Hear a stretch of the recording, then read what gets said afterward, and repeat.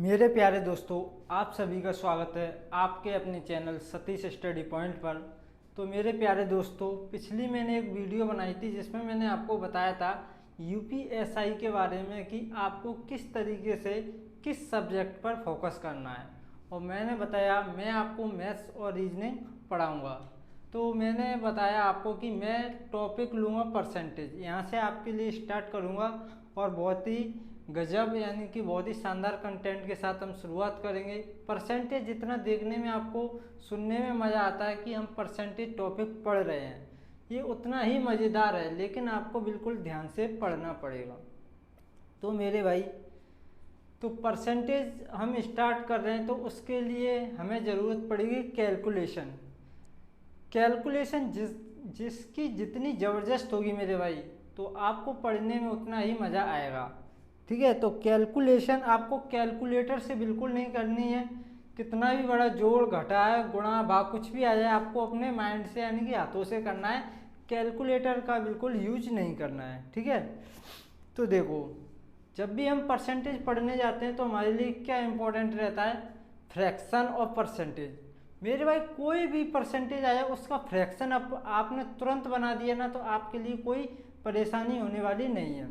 जैसे मैं आपके लिए लिखूं, सवाल में कहीं भी यूज हो रहा है मेरे भाई 20%, तो 20% का मतलब क्या होता है? 20, और इस परसेंट जो ये निशान है परसेंट का, इसका मतलब होता है बटे में 100।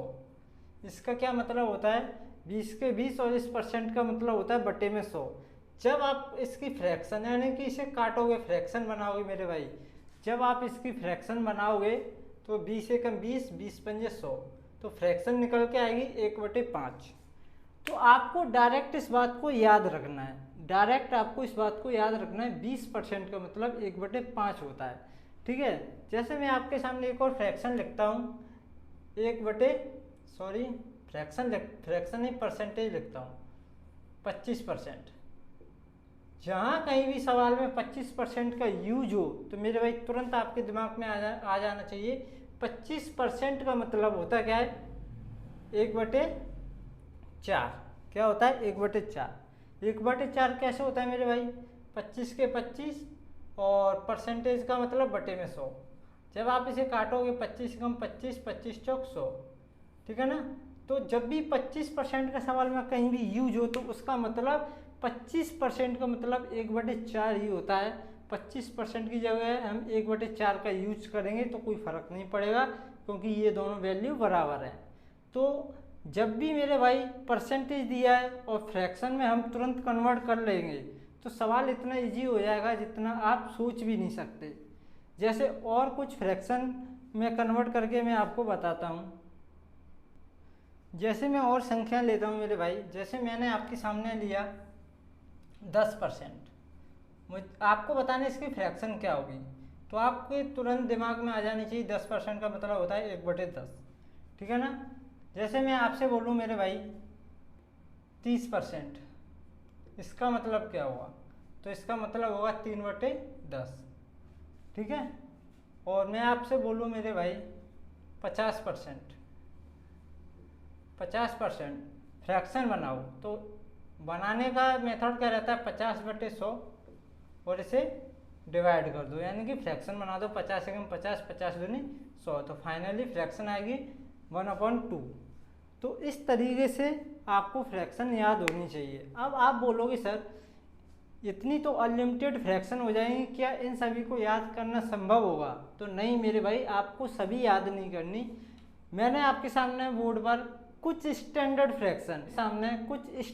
फ्रैक्शन जिनका सवालों में बहुत यूज होता है, मैंने आपके सामने लिख दिए हैं। ये कुछ फ्रैक्शन है, इनको आपको याद करना है। याद भी नहीं करना मेरे भाई, जब आप डेली डेली इनका यूज करोगे तो ऑटोमेटिक आपके दिमाग में ये सेट हो जाएंगे। तो इनको आपको अच्छी तरह नोट कर लेना है। तो डेली 1 से 2 बार, दिन में 2-3 बार आप देखो इन्हें, तो ऑटोमेटिक आपके दिमाग में आ जाएंगी। और इससे आपको कितना फ़ायदा होगा ये तो मैं आपको समय आने पर ही बताऊंगा। मेरे भाई, यूपीएसआई जगह काफ़ी है और बहुत सारे लोगों ने फॉर्म भरा है, तो भीड़ बहुत ज़्यादा है मेरे भाई। ऐसा नहीं है कि उसमें सिलेक्शन लेना इतना आसान भी है। मेहनत करनी पड़ेगी, उस भीड़ से आपको कुछ अलग सोचना पड़ेगा। जितनी आपको ये भीड़ दिख रही है ना मेरे भाई, इस भीड़ में से आपको निकलना है और कुछ एक अलग तरीके से आपको सोचना है। तो मेरे भाई जैसे मैं आपके सामने लिखूँ, इनका यूज कैसे करना है, आपको दोनों तरीके से आना चाहिए। आपके सामने कोई फ्रैक्शन लगी है मेरे भाई 50%, तो आपके सामने कोई परसेंटेज वैल्यू लिखी है 50%, आपको फ्रैक्शन बनाना है तो 1/2। अगर आपके सामने कोई 1/2 लिख दे और आपसे पूछोगे इसका परसेंटेज वैल्यू बताओ, तो मेरे भाई निकालने का तरीका तो ये होता है, जब भी आप किसी फ्रैक्शन को परसेंटेज में चेंज करोगे, जब भी आप किसी भी फ्रैक्शन को परसेंटेज में चेंज करोगे तो 100 से गुणा करोगे। कितने से मेरे भाई? 100 से। और ये वैल्यू चेंज हो जाएगी परसेंटेज में। जब 2 से इसे काटोगे तो कितना आएगा मेरे भाई? 2 से जब आप इसे काटोगे तो कितना आएगा? 50। तो ये आएगा 50%। ठीक है, थोड़ी लाइट यहाँ पे दिक्कत दे रही है तो आपको एडजस्ट करना होगा। तो मेरे भाई अब मैं आपके सामने कुछ फ्रैक्शन लिखूंगा और आपको उसे परसेंटेज में चेंज करना होगा। जैसे मैंने आपके सामने लिखा 3/4, इसे परसेंटेज में चेंज करो। देखो करने का तरीका मैंने आपको बताया, कोई भी फ्रैक्शन हो उसे जब आप परसेंटेज में चेंज करोगे तो क्या करोगे? 100 से गुणा और सॉल्व कर दोगे और जो वैल्यू आएगी वो परसेंटेज में आ जाएगी। लेकिन मेरा तरीका ये नहीं कि आपको इस तरीके से सिखाया जाए। आपको क्या करना है, मैंने इसीलिए ये आपको सिखाया है, ये आपके लिए लिखा है कि आप क्या करोगे, डायरेक्ट करोगे। कैसे करोगे? 3/4। तो आप क्या करोगे, पहले 1/4 का मान आपको पता होना चाहिए। 3/4 बाद में निकालेंगे, उससे पहले 1/4 का मान आपको पता होना चाहिए कि परसेंटेज में इसकी वैल्यू क्या होगी। तो उधर देखोगे 1/4 कितना होता है? 25%। कितना होता है मेरे भाई? 25%। कितना होता है? 25%। 1/4 की वैल्यू 25% है, लेकिन हमको चाहिए 3/4। 3/4 यानी कि 3 से गुणा करके, तो इसका वैल्यू कितनी आ जाएगी? 75%। इस बात को आराम से समझो मेरे भाई, बहुत इंपॉर्टेंट बात है। जब तक आपको ये सब नहीं आता आप परसेंटेज में मास्टरी नहीं कर सकते मेरे भाई। आपको इतनी प्रैक्टिस करनी है कि आप इतने मास्टर हो जाओ इसमें। आपको इतनी प्रैक्टिस होनी चाहिए कि तुरंत देखते ही आपके दिमाग में परसेंटेज की फ्रैक्शन आ जानी चाहिए और फ्रैक्शन को देखते ही इसका परसेंटेज वैल्यू आपके दिमाग में आ जानी चाहिए। तो मेरे भाई जैसे मैं आपके सामने और लिखता हूँ, जैसे मैंने 5/4 लिखा, 5/4 रहने दो, मैं आपके सामने और लिखता हूँ, जैसे 4/5 लिखता हूँ। चलो 4/5 बताओ, इसे फ्रैक्शन में चेंज करो। तो आपको 4/5 की जगह पहले सोचना है 1/5।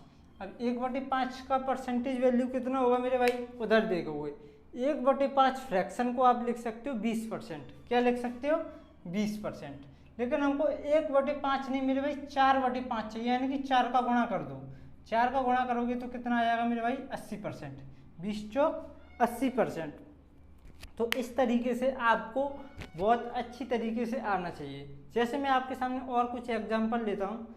जब तक आप इस चीज़ में मास्टरी नहीं कर लेते मेरे भाई, आप परसेंटेज आप समझ में नहीं आएगा, परसेंटेज आपको समझ में नहीं आएगा। ठीक है, तो आज के लिए इतना ही, मिलते हैं नेक्स्ट वीडियो में। Thank you.